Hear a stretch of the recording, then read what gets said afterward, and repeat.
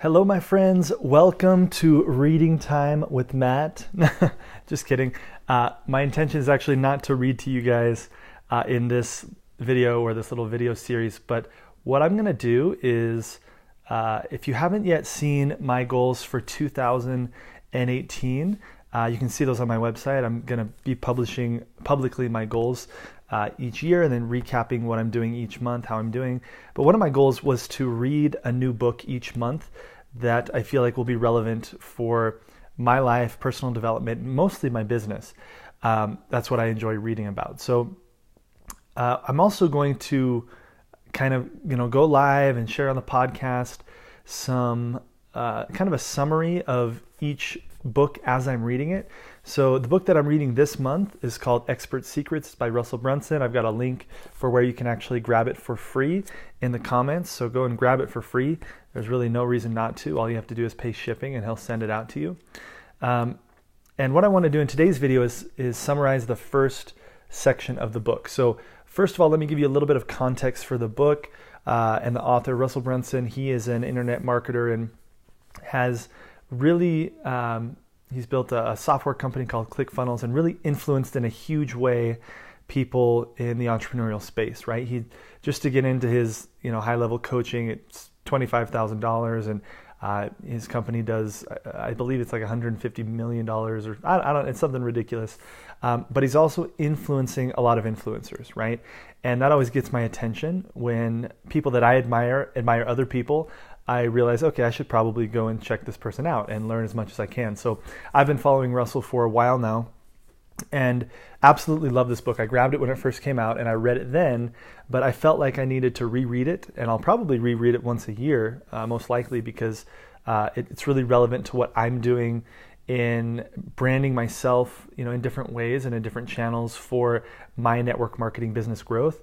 And so, it's been a fantastic read. And I'm just going to summarize today the first section of this book. So the four sections are: number one, creating your mass movement; number two, creating belief; number three, your moral obligation, which is all about selling. And I love that section because I really do feel like it is our moral obligation to sell what it is that we're offering, right? If we really believe in our product, if we really believe in our offering, then it's our moral obligation to sell. So that's section 3. That will be in a couple weeks here.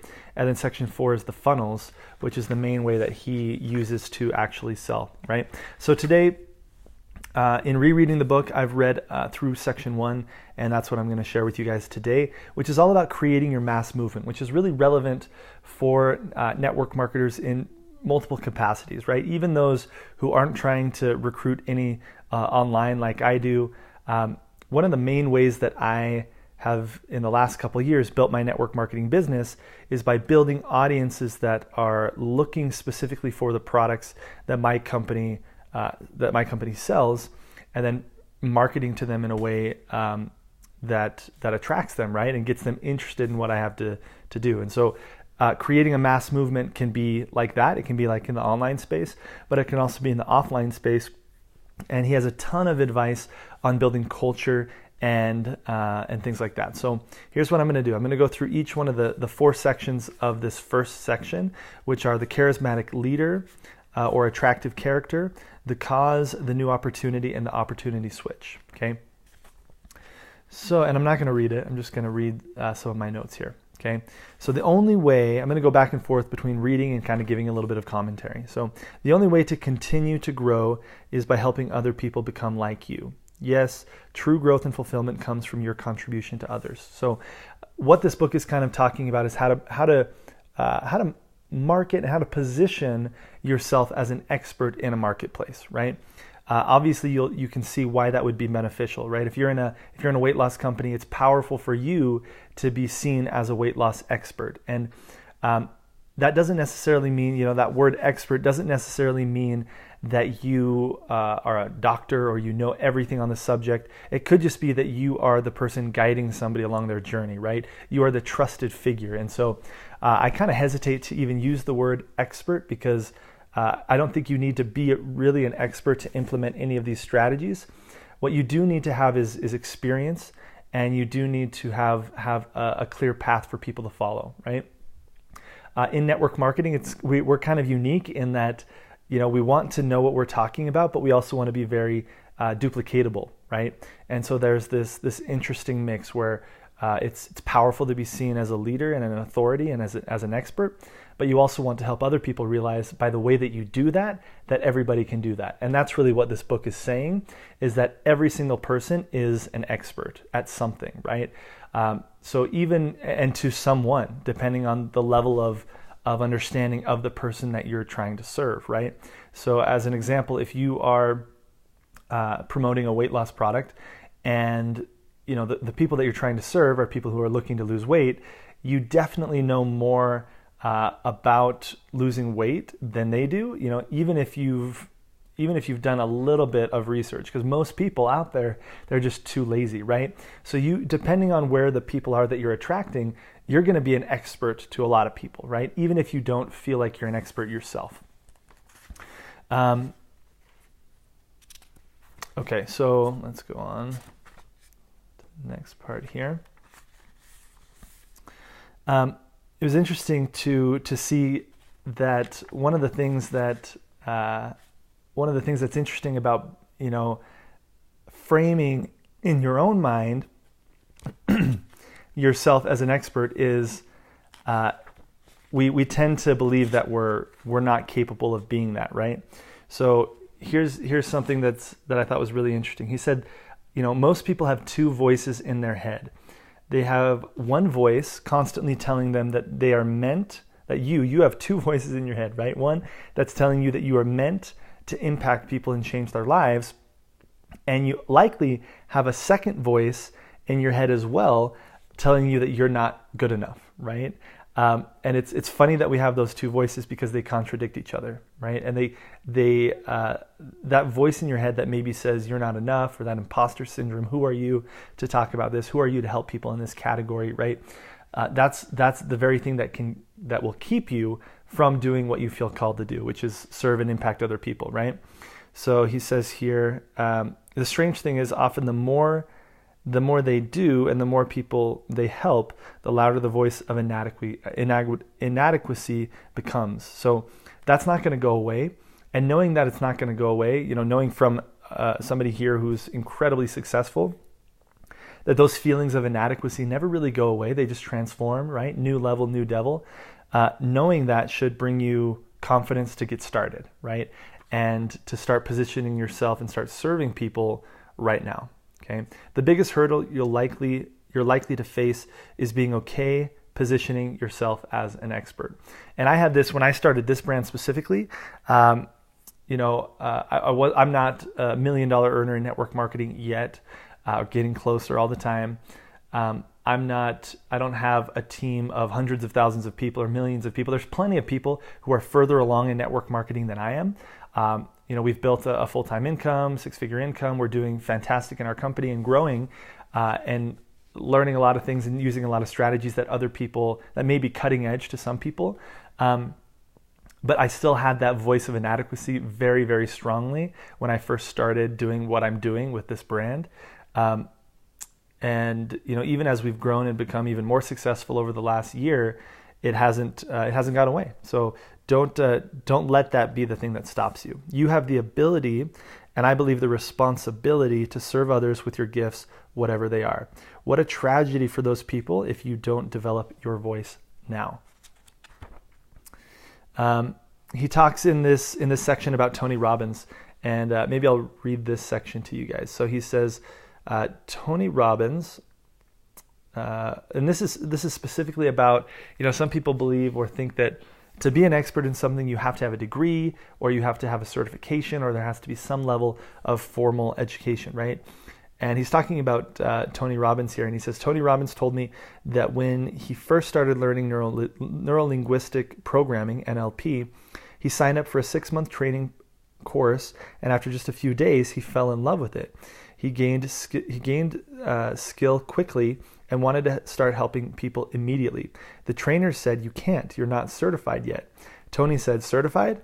I know how to help people. Let's go help," right? That should be our perspective, period. That night he left his hotel room, walked across the street to the nearest restaurant, and started helping people quit smoking and assisting them with lots of other amazing things. He ended up getting kicked out of the program, Tony Robbins getting kicked out of NLP because he was practicing without being certified. Yet he's gone on to transform tens of millions of people's lives using NLP, all without any certifications. Your results are your certifications. I love that line. Your results are your certifications. So it is important that you have some kind of result, right? Or that you have testimonials to back up what it is that you're offering. Like if you're obviously promoting a product that has no foundation, that's not getting people results, or if you're claiming to know things that you don't know, or claiming to have success that you don't have, I'm not a fan of that, right? I would call that out immediately as something not good to do, right? But you are good at something, right? And you do right now have the ability to serve other people in something. Maybe it's the way that you motivate people. Maybe it's the way that you communicate, or maybe you're great at closing. Whatever it is that you're good at, that is something that you can pass on to other people. And the key is to kind of find your voice in building your brand. So I'm a huge fan of building your brand, so to as a way to attract people to your business, right? To your network marketing business.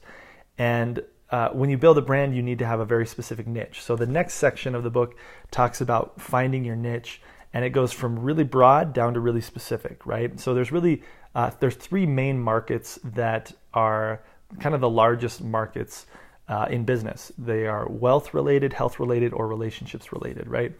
A lot of network marketing companies are health related and wealth related, and a lot of network marketing companies are wealth related and something else, whether it's travel or whether it's an energy company or whatever it may be. But no matter what, most companies are going to fall into one of those three major markets.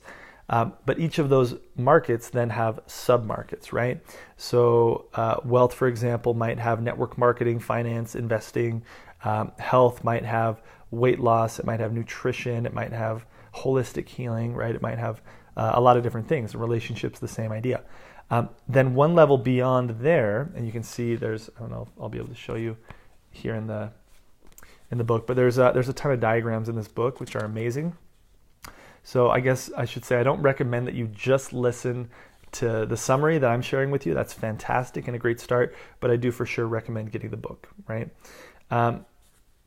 But when you can carve out a niche, it's amazing what you can do. And an example of this is I've done a lot of little tests, right, on different ways of promoting our business. And one of those is I built a little niche Instagram account, and also even a niche course for people that are yoga teachers, right? And I know that one of the niches of people that love our company's products are yoga teachers, and my wife is also a yoga teacher, and so it's very easy for us to communicate to that audience, right? And so I built this niche, and I documented the whole thing over in my membership site, onlinenetworkmarketingmastery.com, but I documented building this niche audience of yoga teachers, and then providing them value, and then over time introducing them to our company's products, right? Once I gained their trust, and once I served them and showed them that I could get them a result in an aspect of their business or in an aspect of their lives, then I was able to bring in our company's products and a whole different concept and say, hey, look, if you're getting results with this that I've shared with you, right, that I can help you, I can help you, right? Let me show you this, right? And so having that niche audience is really, really powerful. And there's a lot of reasons for that. One, people will know when they find you that you are for them, right? So if people find this brand who are not network marketers, they know it's not really for them, right? Or if they're looking into network marketing or they're interested in it, yeah, it might be for them. But the majority of people who are going to resonate with the content that I create and share are people who are already in network marketing, right? So it's really, really powerful is basically my point, to carve out what your niche is and have it be not too broad. You want it to kind of be unique so that you stand out and can really attract people. So instead of it just being weight loss, maybe it's weight loss for people who are addicted to just dieting, right? Different diets and tons of different diets. And maybe your unique message to that audience is going to be, hey, it's not about a diet, right? It's about a lifestyle. And let me teach you that lifestyle and give you some supplements that help, right? Or something like that, right?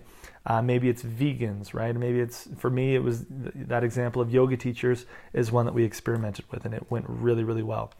And that's all really, it was fun to document that. So a couple things to know if you've chosen a good niche, and if you need help picking what your niche is going to be for your brand, let me know. You definitely don't want it to be too generic, but you also don't want it to be too broad to where people don't really resonate with what it is that you're saying and say, this guy's for me, right? So question 1 would be, would people in this sub-market be excited about the new opportunity I'm presenting in my niche? So the new opportunity for you, we're going to get to this in a minute, but your new opportunity is your product or your opportunity, like your financial opportunity with your company, right? Those are the two opportunities that you're going to be presenting to people. And so, I really am a fan of creating content that attracts people in one of those areas. So the yoga brand that we designed, yes, it was to attract people to our products, but it was also just to attract people to our business, right? And so it was actually more of a recruiting tool for business builders than it was for product users, the way that we set that up. Question 2 to ask yourself is, are the people in this market irresistibly passionate, right? And what that means is, are they going to be willing to follow somebody? Are they wanting to learn? Are they actively seeking education? Because a lot of times that's what's going to lead them to being willing to buy something, is if they're passionate about it, right? Are there communities, whether it's online in Facebook groups or in person groups or whatever, different communities where you can actually connect with these people? That's a good sign that it's a good niche that you've chosen. Do they have their own vocabulary, right? So do they use words that other people don't typically use? Like with the yoga example, my wife just did a Facebook Live today where she used the term Shavasana. And afterwards I was like, honey, not everybody knows what Shavasana is. And we kind of had a little laugh about that because it was just a live on her personal page. Does this niche that you've chosen, do they have events regularly?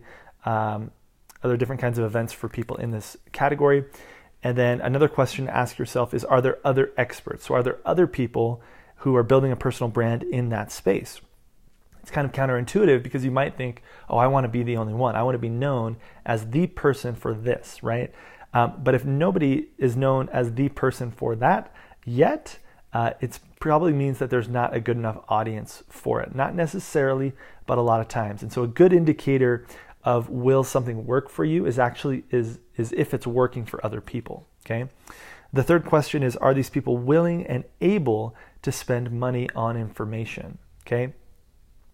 So willing and able. So a lot of times there are people, when we first started building our business, we were 22 years old, we were in college, and we were promoting to a lot of people who were also in college. And while a lot of them resonated with the message that we were sharing, we found that we had higher close rates with a slightly older population, like people more in their upper 20s than their low 20s, right? Or their 30s or 40s, because not only were they willing, because that market was willing, but they weren't necessarily able to invest financially. So you need both. You want your target market, to be both willing and able to buy information, right?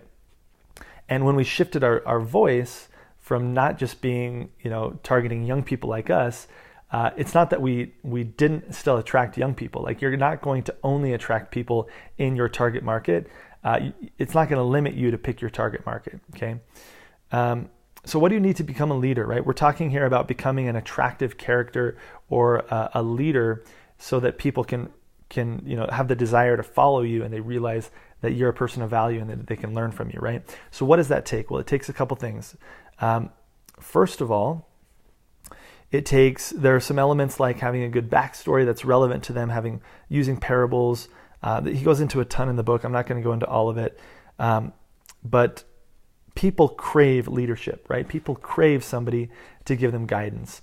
And one of the things that's really powerful in a leader is absolute certainty. And so he talks about how, he says self-confidence is for, this was a quote from, he was quoting somebody else, and he says self-confidence is for kids.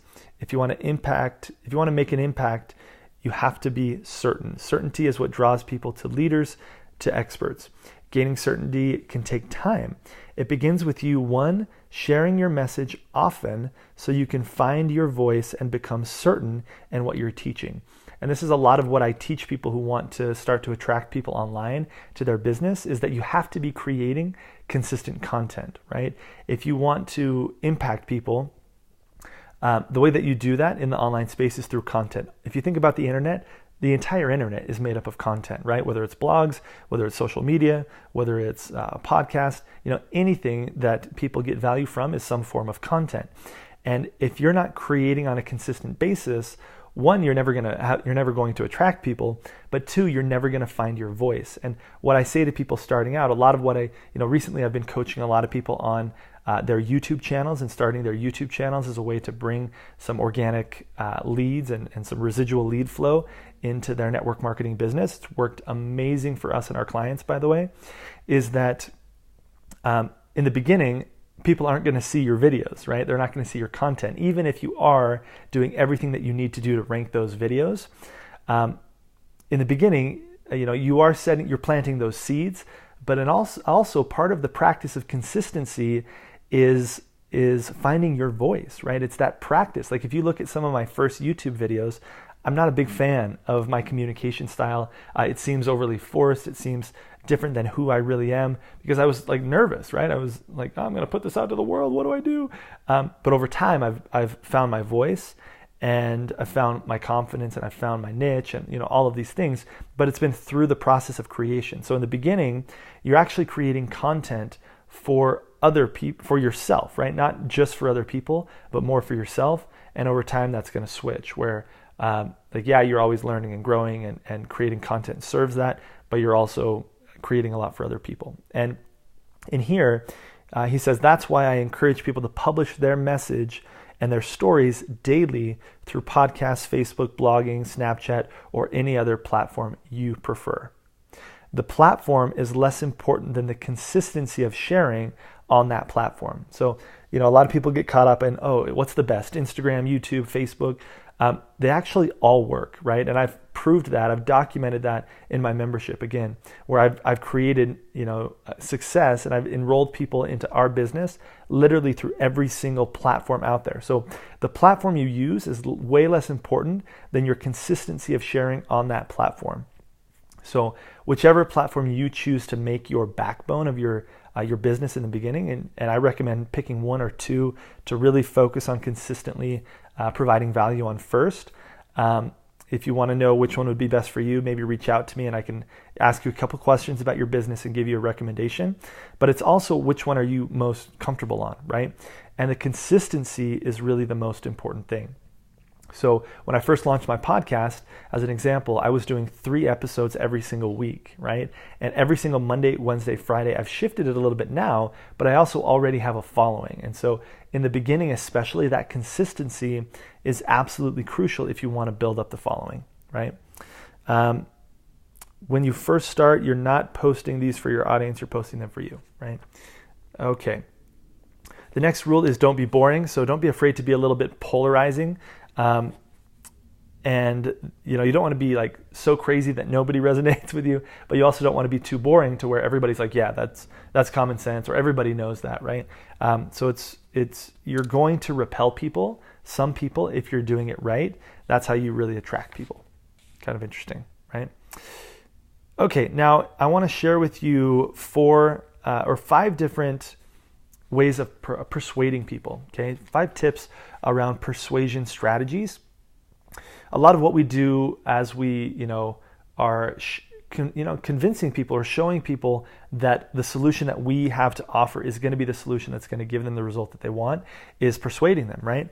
And these are 5 different ways that you can help persuade people to follow you as the charismatic leader, right? So one is to encourage their dreams. As the leader, it's vital that you first understand your audience's dreams. Then encourage them inside the new opportunity you're creating for them. And we're going to talk more about the new opportunity here in a minute. That's the first one. Second is to justify their failures. It's important that you take the blame for past failures off their shoulders and place it back onto the old opportunities they attempted in the past, right? So again, I always go to the weight loss example just because it's so easy.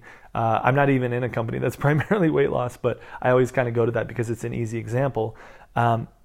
If you're looking to attract people and create content around the idea of weight loss, you want to help people understand, or you want to help them feel rather, that it's not their fault, right? It's not their fault they haven't had the results that they want. They just haven't had the right vehicle, right? And then you show them your vehicle, right? So that's a very powerful persuasion tactic, is to take the blame off of them, right? And it serves them because it motivates them to take action. People are way more likely to take action when they don't feel shame or guilt. Shame and guilt are some of the lowest vibration energies that a human being can feel, and they just paralyze you, right? They make you feel stuck. They strip you away of all motivation, and they just shut you down. And so taking that blame away from people and saying, hey, you've been trying something that frankly I don't think is right for you or works, period. Have you thought about taking a look at this as an option, right? You're taking the blame off of them and saying, hey, it's not your fault. It's what you've been doing, or it's what somebody else shared with you, or what have you, right? The next persuasion strategy is to allay their fears, which just means to diminish their fears. It says, if you can put their fears to rest and give them hope, they will follow you to the ends of the earth and back again, right? And I remember hearing a long time ago that in network marketing, you're not really selling your product. The main thing you're selling is hope. Either hope for change in an area of their life through your products, or hope for change financially, right? Through the business opportunity. Another persuasion strategy is to confirm their suspicions. So one of our favorite things to say as humans is, I knew it, right? I knew it. And so your audience is already suspicious of you and others in your market. They want to believe change is possible, but they're skeptical about making the leap forward. When you can confirm in story format that you had similar suspicions and describe how you overcame them, it will bond people to you. Okay. So at the beginning of all of the presentations that I do for my business, I talk about how I was incredibly skeptical of my company's products in the beginning when my wife started using them. And that's the truth. And people really resonate with that. It's one of the ways that I'm able to kind of hook them and capture their confidence and belief, is by being vulnerable and being real and saying, hey, at first I thought this was crazy. Like, I thought for sure this wouldn't get me any result. And then, because my story is, because I was engaged to my wife, I was like, sure, yeah, I'll use these products and see how they help me, right? They helped me so much that it totally stripped away that skepticism, because I had a result. And then I was able to study more, help other people get results. And today I have no doubt, there's literally 0% of doubt that our products give incredible life-changing results because of the thousands of stories that I've seen, right? So that's kind of like how I frame at the beginning of any presentation that I do, because it sets people at ease and it's one of those persuasion strategies. Another one is to throw rocks at their enemies. So what that means, it's not really violent, but just, why is your movement better than the alternative? So think about the alternatives to what it is that you're offering. It's why a lot of people in network marketing, they'll bash jobs, right? It's because it's a persuasive tactic, right? It helps people think, oh yeah, I do kind of hate my job, right? I'm not a big fan of that one, because most people are going to have to keep their job and build their network marketing business for a year or longer, right? Even if they do want to get out of their job. And I'd rather them be in a happy state, and their business will be a lot more successful if they're in a positive state as they're working to get out of their job, right? So I always recommend being the best at everything you do, including your job and your network marketing business at the same time. But that is a persuasive tactic, and that's why it's used so much and so effectively. So those are the 5 different strategies for persuasion that he talks about here in the book. Okay, the next thing that he shares is that to be seen as a leader, you actually need to care, right? I always say that caring gives you a competitive advantage. And one of the ways that you can show people that you care is by actually charging them for content, right? So that might be via some kind of course that you create. It might be through an ebook that you create. Another story, another success that I've documented over in my membership is how one ebook that I created actually led to, it's now been, I think, 15,000 leads and over 100 signups in our business from one ebook that I wrote and positioned and marketed effectively. Literally spent zero money marketing that ebook, and it brought us 100 signups over the course of like a year and a half in our business.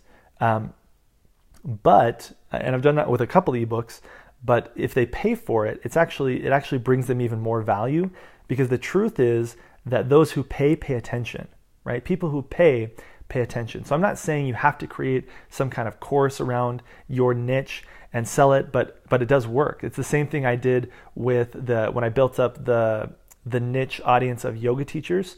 I actually sold them a course that had nothing to do directly with my company's products. But I sold them a course, and it got them attached to me because they got a result from what it is that they're offering. This is the Expert Secrets book for those of you who are here live. The link is in the description for this video. But it's really true that those who pay attention. So don't be afraid to write some kind of ebook as an example, and it could be a 30-page ebook. And if it's valuable, it's worth selling to somebody, and that can be a way to indoctrinate them, right? So a lot of times, as you indoctrinate people, paying for something is one of the best ways to do that, because they will pay attention to what it is that they're getting. So I've got a lot of stuff, but I've got 2 ebooks, for example, that kind of funnel into a product funnel that we have. And one of them is free and one of them is paid. And the free one has had way more people go through it, but the paid one has a higher percentage of people who actually turn into customers. And I really believe it's because they paid, right? They pulled out their credit card one time for me. Pulling it out the second time is a lot easier, okay? So yes, those who pay attention, and the more they pay, the closer attention they pay. You're actually doing your audience a huge disservice if you undervalue what you are selling, okay? Same thing with when you're closing people and offering your company's kits. I'm a huge fan of not selling your company's smallest kit. And I've got another video on YouTube that gives you a lot of tips around how to sell your company's more expensive kit options. So if that's relevant for you, I'd recommend hopping over to YouTube and checking that out. Obviously, offering them value is incredibly important. That's how you attract and that's how you retain attention, right? It's great to attract attention, but you also want to retain it. You want to turn people into fans of yours and eventually raving fans so that they're willing to actually buy from you, right? They need to have that know, like, and trust factor. And there's so many people producing content online. There's so much noise that you need to really give people value these days to stand out and make a difference and build an audience, right? So the interesting thing is, you have to give people value as they define it, right? So he says they've subscribed to your list, they've read your blog and listened to your podcast, they're hearing from you all the time, they want to see some sort of value in return for the time they're spending with you, and they want to get the value as they define it. Sometimes they just want to be part of a community. Sometimes they just want to get to know you. Some people love to consume and learn, and that's how they feel they get value. We can't push our definition of value on them. We have to allow them to feel that in the way they define, right? So I see this a lot in network marketing. Here's another parallel to just normal building offline and everything is, I can think of a few people who, in the very beginning of our business, they were local to us and we were building together, and I'd like push them and say, okay, let's do this. Will you do this week? Will you do these things? And I never really asked them what they wanted to do. And the truth is, to this day, I think I kind of pushed them away because they weren't that interested in actually building the business. Like, they just wanted to be a part of a community. And it was the community that kept them and retained their attention, almost more than even the products, and definitely more than the money, right? Part of that was maybe a belief that they couldn't have the money, but it was the community that they were searching for. And that's a really, really powerful thing. It's why it's so important to build community and tribe as you're building your business. Okay, so last paragraph of this little section is start sharing your message now. Become consistent with it so you can find your voice. Figure out where your message can polarize people into true fans. Share your backstory and flaws. Be transparent, and over time, you will naturally become the leader your tribe needs. Okay. The next section talks about the cause and how it's so important for you to be a representative of a cause, right? A lot of times what you're doing when you're building a network marketing business is you're building a movement. And that's the same thing when you're building an online following, right? You're really building a movement, and people want to get involved with a cause, with some kind of mission, some kind of purpose, right? People crave purpose like crazy. So the charismatic leader paints a picture of the future they're trying to create and what life will be like when they get there. Let's see if I can change that a little bit. Perfect. So creating the mass movement, we talked about how there's three things. There's the charismatic leader, there's the cause, which we're talking about now, and there's the new opportunity. Bring people to higher ground to move them from where they are to where they want to be. In circumstances where people fear the future, they typically stop moving forward. For you to have success in this business, you have to give your followers hope of something better, right? We sell hope, period. Mass movements are built on hope. Without hope, they can't have the faith necessary to move forward and change. As they say in Proverbs 29:18, where there is no vision, the people perish. All right. So there's a lot of different ways to really help people feel that they're a part of a cause. You could have, some kind of slogan. You could have some kind of identity. I love this one. This is a tip to let them self-identify. So he says, now that you've helped people to see the vision of where you are taking them, the next goal is to get them to identify with your movement. People need to be able to identify with who they are in your group. And you'll see this, you see this all the time with people who are building successful movements. Think of Eric Worre from Network Marketing Pro as an example, and his book, Go Pro. He helps people resonate with the idea of being a network marketing professional, right? Go pro. The whole ideation there is to be a professional, right? And the people who follow him, they want to be able to say, I'm a professional. Like they know that is what he's helping them do, right? I am a professional in network marketing. I'm a network marketing pro. But the same thing could be, I look at people who are in Beachbody. I'm not in Beachbody, but they're called coaches, right? And so they can say, I am a coach. It brings that identity in. It crystallizes them into the culture, right? But it can be the same for anything. It could be, I'm a lady boss, right? Whatever it is that you want to create, think about the audience that you're building and the niche that you're building it in, and maybe think of some kind of title that you could give those people who follow you, right? For Chalene Johnson, it's Lifers. For John Lee Dumas, it's Fire Nation, right? He gives them a title, right? And that's super, super powerful so that people identify as a part of your following, and they have a physical way to verbalize that and a way to really make it feel concrete. All right, I'm going to skip a couple things because I'm going super long, but I hope this is bringing you guys value and giving you a ton of ideas.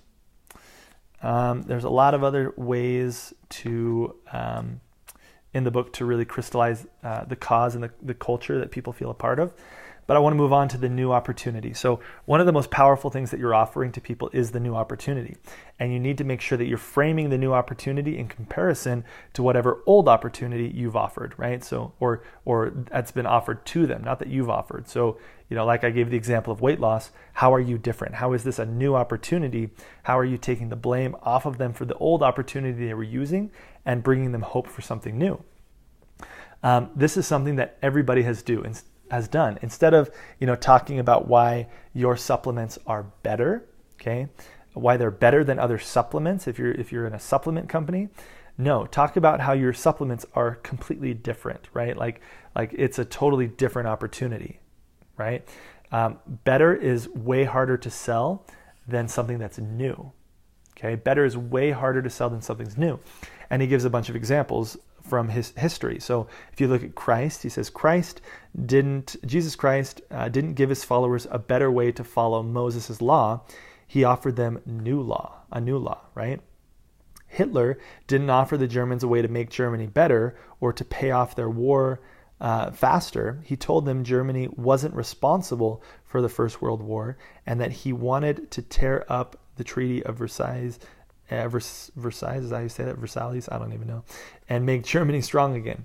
In 2001, Steve Jobs stood in front of the world and told everyone he wanted to revolutionize the music industry. Then he pointed out all the improvement offers that promised to get us more of the same. You could buy a CD and you could buy 10 to 15 songs. Now you can buy an MP3 player and get about 150 songs, or use a heavy hard drive that held about 1,000 songs. Each product improved the one before it, and it gave people more songs on one device. So it wasn't just a CD that could hold 20 songs instead of 15 songs. No, it was a new opportunity. It was the iPod, right, which became this new attractive thing. So it's one of the things that's very attractive is this new opportunity. So always, when you're thinking about building your audience, when you're thinking about selling in your events, ask yourself, how can I frame this to be a new opportunity instead of just an upgrade in their life, right? They must be holy. Let's see. Let's move on here. Okay, I'm going to skip this section actually. Okay, this was really, really interesting. What really motivates people, right? What motivates people to take hold of this new opportunity that you're offering them? The number one reason, he says, people don't want improvement, and the reason they will or won't join your culture is status. So status is the main thing that drives human behavior. And at first, I kind of questioned this, but as I read the section of the book, I realized it's 100% true. So I'm going to read a couple paragraphs here for you. Almost every choice in your life has revolved around status, whether you know it or not. For example, what school did you go to? You or your parents picked a school because you thought it would elevate your status. Who did you date? Who did you break up with? Who did you marry? You pick those people based on who you thought would elevate your status. What school do your kids go to? What books do you read? What car do you drive? What car do you not drive? All these things are tied into status. Almost every decision you've ever made was based on this one subconscious question. Is this thing I'm considering going to increase my status or decrease it, right? And that seems really superficial, but the truth is that when you're persuading, when you're attracting people, it really is the truth that that's what it is, right? Let's see if I can find this other section. Yeah, right here. So now you might be thinking, I'm not affected by status. This was totally me. When I was reading this, I was thinking, I don't need the biggest car. I don't need the biggest house. It doesn't, that's never been what drives me. It's never been what really matters to me.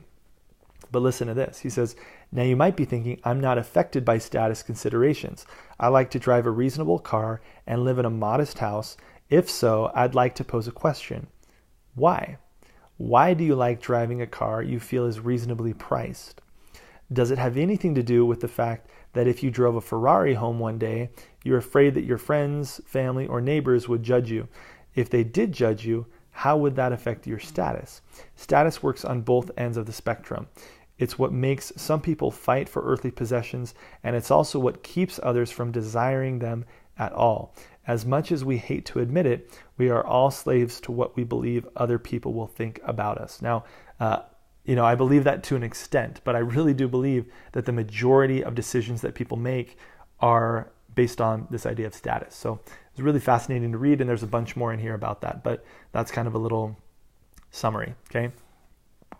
Now, why do people crave this new opportunity? Why is it so important for you to frame what it is that you're offering as a new opportunity? Here are 4 reasons, okay? 1 is new discovery. When people discover your new opportunity for the first time, they're going to want to share it because sharing something new gives them an immediate increase in status, okay?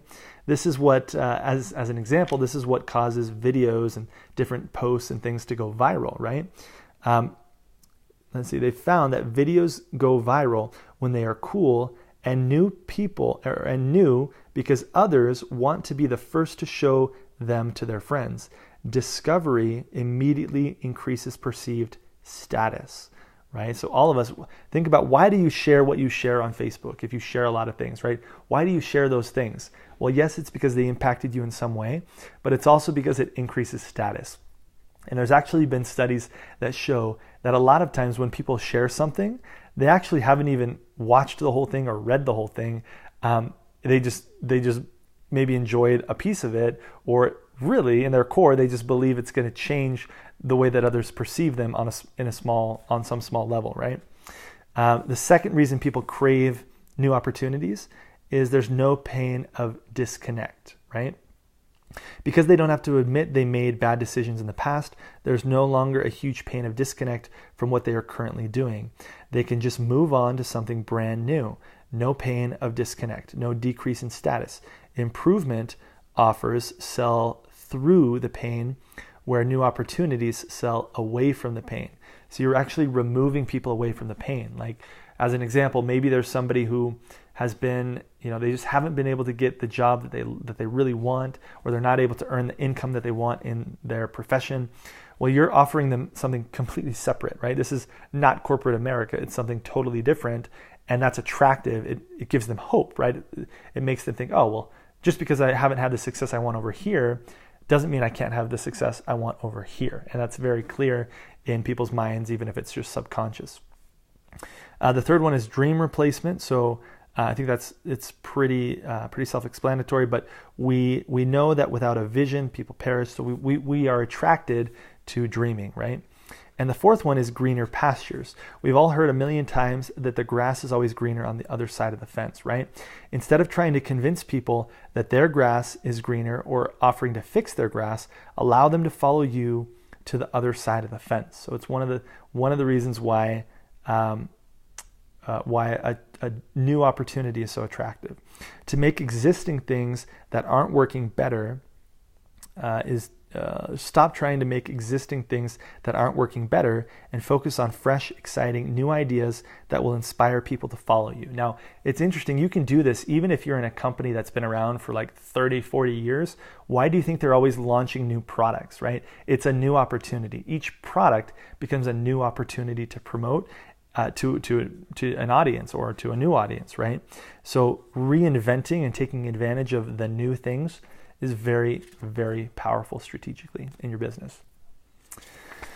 All right, let's see. What else do I want to share with you guys? I think I'm almost done here. Okay,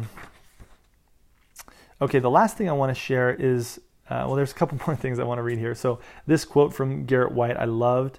No matter what you do in the beginning, it's going to suck, right? And this is what I tell people that I coach when they start to do things online.